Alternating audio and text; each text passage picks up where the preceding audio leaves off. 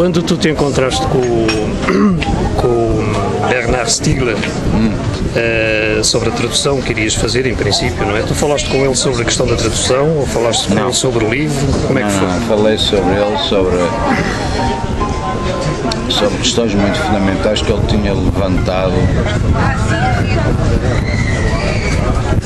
Bom, o Stiegler utiliza, como todos os tipos interessantes, tem uma reflexão própria, e isto lembra-me sempre também o Heidegger e o Nietzsche. São fulanos que têm que reinventar a terminologia, e o Stiegler, ao fazer uma análise muito interessante sobre a implicação entre o homem, a técnica, a tecnologia, a maneira como a técnica e a tecnologia transforma o homem, o homem ou a maneira como a natureza, o homem faz parte da natureza, se transforma a natureza e a natureza transforma o homem. Ele utiliza uma gramatologia muito específica dele, que tem muito a ver também com a utilização de certos termos. A gramatização, não é? Ele fala da gramatização. Pois, porque ele fala do pneumática, ele utiliza muitos termos derivados do grego, e o problema é que ele também se repete bastante, mas o problema que eu sei é de novo a mesma questão com o Nietzsche e o Heidegger. É preciso entrar dentro do esquema de pensamento da linguagem deles próprios para poder-lhes fazer as perguntas. E ele parece-me que leva muito longe a questão da dialética entre o ser humano, a civilização, os processos tecnológicos, a meteorologia, a maneira como isso tudo nos afeta, nos transforma, como nós intervimos dentro disso. Mas para poder discutir com ele sobre isso é preciso, de novo, estar por dentro da obra dele, conhecer a linguagem que ele emprega, a terminologia que ele emprega. Necessita um conhecimento da origem dos termos gregos. Ele utiliza coisas do Platão, do Diógenes, do Sócrates. Pronto, podes dizer, é uma linguagem hermenêutica, é difícil para o leigo, claro, mas se nós não fizermos o esforço, também não podemos avançar e poder discutir com ele.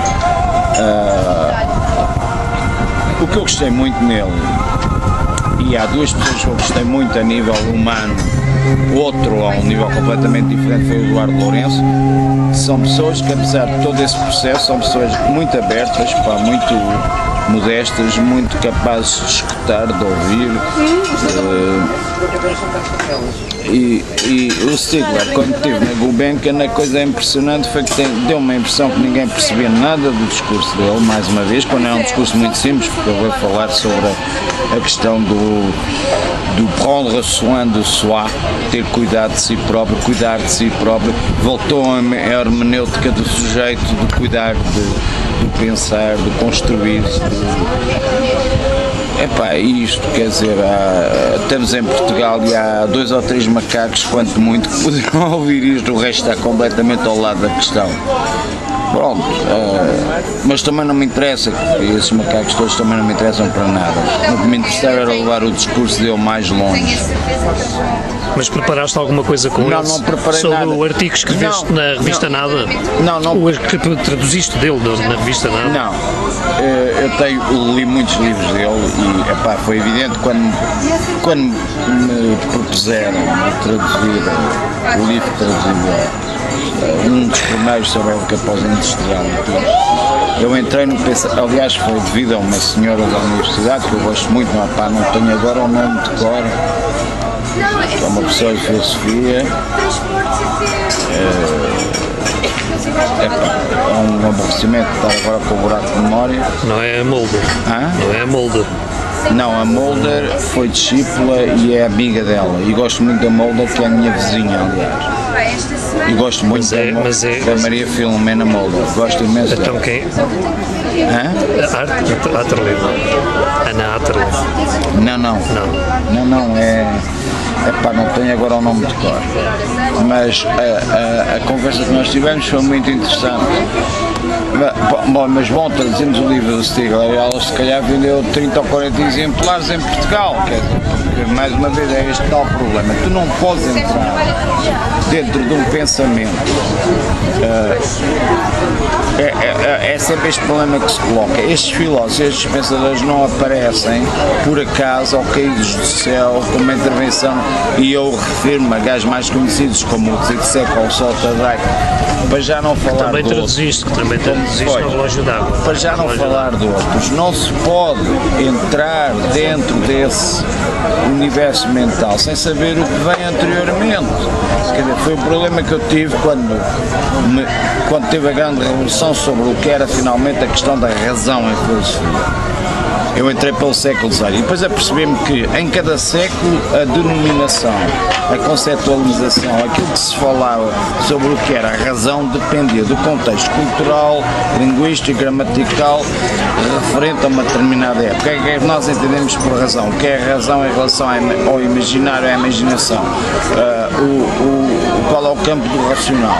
Até que ponto é que ele se estende? Tudo isto são questões que mudam até etimologicamente, de época em época, de cultura em cultura, de civilização em civilização. E tu não podes estar a entender o que é a razão do Spinoza ou a razão do Descartes sem saber o que foi a razão antes nos pré-socráticos e todo o caminho que se fez sobre isso. O problema é que a maior parte das pessoas intervém sobre isso, e se calhos como um planeta do céu, de repente descobrem o Derrida. Quer dizer, é de morrer a rir, porque não sabem nada daquilo que há por trás, quando todos esses livros têm um trabalho que é também resultante de tudo aquilo que foi feito para trás deles. Há sempre estes tais problemas de cultura. E foi uma questão que eu tive muitas vezes com a malta dos anos 60 que falava muito contra a cultura, e às vezes faziam rir por dizer contra a cultura, mas quer dizer, só podes fazer contra a cultura quando dirigiste a cultura. Senão é muito fácil. É uma posição de princípio, de bandeira, de estandarte, e caímos na mesma estupidez. Quer dizer, nada pior do que o anticonformista, que se diz anticonformista por princípio e que finalmente acaba por ser mais conformista que qualquer conformista. Não é esse o processo. Quer dizer, portanto, há sempre esse nível de exigência pessoal, subjetiva, de poder fazer um trabalho interior para saber do que se está a falar. Toda esta gente fala sobre tudo isto e não sabe do que está a falar. É impressionante. Fala de cor. Toda? Quase todos. Salvo algumas boas exceções. É a mesma coisa quando ouço falar sobre o Hoggs, o Ginsberg, a Beat Generation, etc. É de morrer a rir, que estão completamente a leste de tudo aquilo que houve anteriormente e porque é que isso aconteceu e qual foi o processo que conduziu a isso. Porque é que aparece um gajo como o Kerouac? Bom, se tu não conheces a cultura americana, não conheces tudo o que atravessa o imaginário americano, se não pegaste desde o princípio o Sherwood, o Emerson, o Thoreau, o McTuhan, etc., não podes perceber como é que se chega ao Kerouac. Mas depois fazem uma data de discursos e enchem jornais e magazines sobre o Kerouac e têm condecorações e são entrevistados na televisão. Quer dizer, francamente, eu, em relação a isso, tenho de facto um enorme desprezo, porque não há o esforço pessoal. Essa gente não tem direito absolutamente nenhum a estar a falar sobre isso, mas falam, são condecorados, todos os basbacos ficam de boca aberta. Ai, sabe tanto, ai, é tão espantoso, ai, como ele é genial. É cansativo.